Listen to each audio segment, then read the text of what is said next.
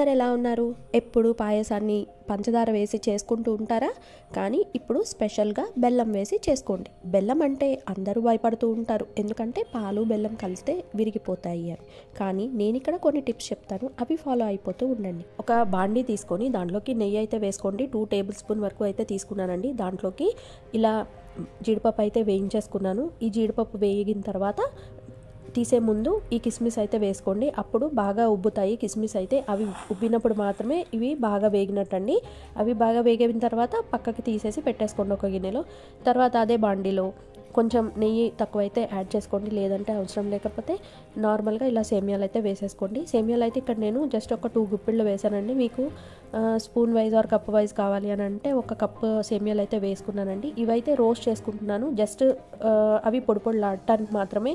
కొంతమందికి ఇది బాగా రోస్ట్ అయితే ఇష్టము, నాకైతే కొంచెం అలా బ్రౌనిష్ కలర్లో ఉంటే అంత నచ్చదండి. సో అందుకే పైన అయితే వేయించుకుంటున్నాను. ఇంకా ఫస్ట్ టైం నా ఛానల్ చూస్తున్నట్టయితే తప్పకుండా సబ్స్క్రైబ్ చేసుకోండి. మీ సపోర్ట్ ఎప్పుడు ఇలానే ఉండాలని కోరుకుంటున్నాను. అలాగే ఆల్రెడీ సబ్స్క్రైబ్ చేసుకునే వాళ్ళు ఈ వీడియోని మీ ఫ్రెండ్స్ అండ్ ఫ్యామిలీకి తప్పకుండా షేర్ చేయండి. స్వీట్ క్రేవింగ్స్ ఉన్న వాళ్ళకి తప్పకుండా షేర్ చేయండి. అర్ధరాత్రులు ఐస్ క్రీమ్స్ ఆర్డర్ చేసుకునే కన్నా చిటికలో వెళ్ళి ఇలా సేమియా చేసుకుంటే చాలా బాగుంటుంది. అది కాక బెల్లంతో కదా, చాలా అంటే చాలా బాగుంటుంది. ఇంకా మన రెసిపీలోకి వెళ్ళిపోదామండి. ఇక్కడైతే కొంచెం ఫ్రై అయిన తర్వాత వాటర్ అయితే యాడ్ చేసుకున్నాను. ఈ వాటర్ వచ్చేసి ఎప్పుడు ఎక్కువ అవి మునిగేంత వరకు పోసేయకండి, జస్ట్ అవి 3/4 మాత్రమే మునగాలి. చూసారు కదా, ఇక్కడ నేను 3/4 మునిగేంత వరకే వాటర్ పోసుకున్నాను. ఇక్కడ ఒక టిప్ ఏంటంటే, అయితే మీరు హాట్ వాటర్ అయినా పోసుకోవచ్చు, లేదా నార్మల్ వాటర్ కూడా పోసుకోవచ్చు. అండ్ వాటర్ పోసిన వెంటనే మనం మూత పెట్టేసి పక్కకైతే వెళ్ళిపోద్దండి, ఎందుకంటే ఇక్కడ సేమియాలు అనేవి ఉబ్బిపోతాయండి, చాలా లావ్ అయిపోతాయి. తర్వాత మనం స్టవ్ ఆఫ్ చేయగానే అవి బాగా గట్టి పడిపోతాయి అన్నమాట. అలా అవ్వకుండా ఉండాలి అంటే మీరు మీడియం ఫ్లేమ్లో పెట్టి అలా కలుపుతూ ఉండాలి. అప్పుడు మనకి పొడి పొడిలాడుతూ వస్తాయి. ఇక్కడ నేను ఒక 3 ఇలాచీలు అయితే దంచి వేసుకున్నానండి. ఇంకా అలా గరిటతో తిప్పుతూ ఉండగానే మన సేమియాలు అయితే ట్రాన్స్పరెంట్గా అయిపోయాయండి.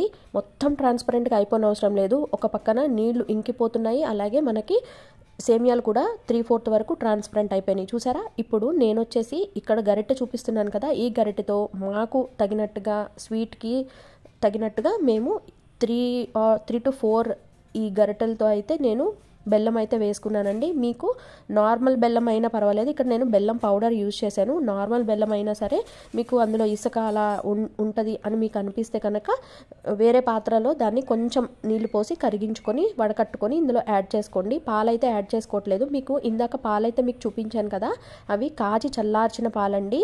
నేను ముందుగానే ఈ ప్రాసెస్ చేయకముందే ఒక పావుగంట ముందే నేను పాలను అయితే వెలిగించేసి అవి కొంచెం కాగిన తర్వాత అయితే ఆఫ్ చేసి పెట్టేసుకున్నాను.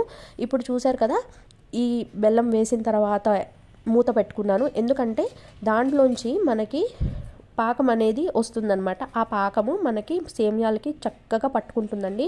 మనకి గుడిలో అలాగే బయట ఒక్కొక్కసారి సేమియా కేసరి అని చెప్పి పెడుతూ ఉంటారు, ఇందులో కొంచెం కలర్ వేసి దించేస్తారండి, అదే సేమియా కేసరి. కానీ ఇక్కడ మనం సేమియా పాయసం చేసుకుంటున్నాం కాబట్టి ఇంకా కాచి చల్లార్చిన పాలను అయితే యాడ్ చేసుకుంటున్నాను. స్టవ్ అయితే ఏం ఆఫ్ చేయలేదండి, చూస్తూ ఉన్నారు కదా మీరు. నాకైతే పాలు అలాగే బెల్లం యాడ్ చేయగానే పాలైతే విరిగిపోలేదు.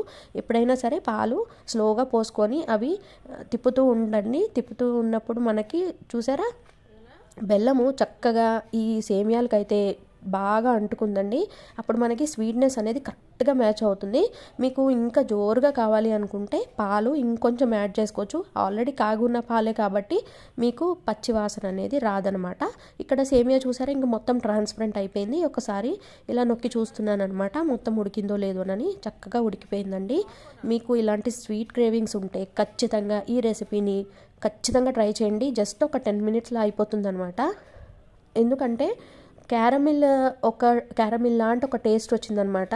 మీరు ఖచ్చితంగా ట్రై చేయండి. నార్మల్ పాలతో సగ్గుబియ్యంతో ఎప్పుడు చేసుకుంటూనే ఉంటాం కదా, ఇంకా మీరు కావాలనుకుంటే సగ్గుబియ్యం కూడా యాడ్ చేసుకోవచ్చండి. ఒక 1/2 అవర్ నానపెట్టేసుకొని అవి ఫస్ట్ ఉడికిన తర్వాత మనము మిగతా ప్రాసెస్ అంతా సేమ్ యాజ్ ఇట్ ఈస్ చేసేసుకోవచ్చు. ఇంకా చూసారా, పాలు కూడా కలిసిపోయినాయండి, చాలా చిక్కగా అయిపోతుంది కదా. ఈ టైంలో మనము స్టవ్ అయితే ఆఫ్ చేసేసుకోవచ్చు. అలాగే డ్రై ఫ్రూట్స్ మనం వేయించి పెట్టుకున్నాం కదా, అవి కూడా యాడ్ చేసేసుకున్నానండి. ఇంకా మీకు చెప్పాను కదా, కొంతమంది కొంచెం గట్టిగా తింటూ ఉంటారు దీన్ని, కొంచెంమంది జోరుగా తింటూ ఉంటారు, అంటే గ్లాస్లో తింటాం కదా ఒక్కొక్కసారి.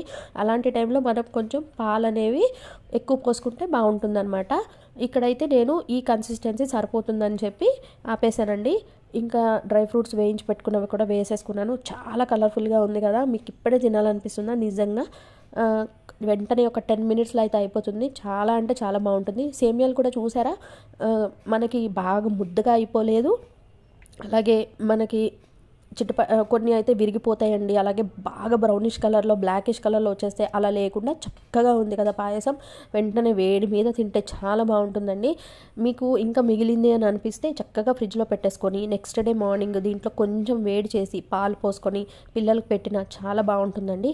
ఈ రెసిపీని మాత్రం అస్సలు మిస్ అవ్వద్దు. ట్రై చేసి నాకు కామెంట్ సెక్షన్లో కామెంట్ చేయండి, అసలు మర్చిపోవద్దు. అన్నట్టు సబ్స్క్రైబ్ చేసుకున్నారు కదా, అలాగే డిస్క్రిప్షన్ బాక్స్లో ఇంకొన్ని వీడియోస్ లింక్స్ ఉన్నాయి, వాచ్ చేసేయండి. Thank you for watching.